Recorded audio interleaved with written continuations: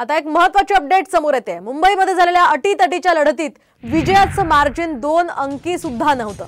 मुंबईतल्या 6 पैकी 4 मतदारसंघांमध्ये विजय उमेदवारांचा 7% कमी मतांनी विजय झालेला आहे। या उलट गेल्या निवडणुकीमध्ये हेच अंतर 2 अंकी होतं। उत्तर पश्चिम मुंबईमधनं शिवसेनेचे रवींद्र वायकर यांनी ठाकरे गटाच्या अमोल कीर्तीकर यांचा अवघ्या 48 मतांनी पराभव केला। टक्केवारीमध्ये सांगायचं झालं तर या दोघांमधल्या मतांच्या टक्केवारीमध्ये अवघ्या 0.01 इतकंच अंतर आहे। तर वर्षा गायकवाड यांचा अवघ्या 2% मताधिक्याने विजय झाला।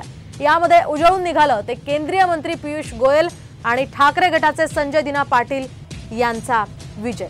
तर पियुष गोयल यांचा 35% तर संजय दिना पाटील यांचा 31% मताधिक्याने विजय झाला।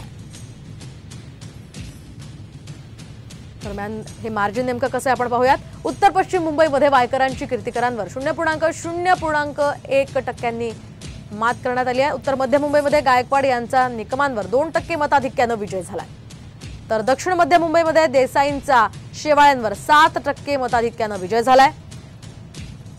तर दक्षिण मुंबईमध्ये अरविंद सावंत आणि जाधवांच्या मतांमध्ये केवळ 7%च फरक आहे।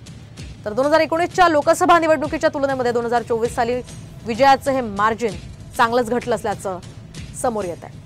आपण पाहतो आताची ही महत्त्वाची अपडेट मुंबईमध्ये झालेल्या अटीतटीच्या लढतीमध्ये विजयाचं हे मार्जिन घटलेलं आहे। अनेकांनी मतच दिलं नसल्याचं समोर येत आहे।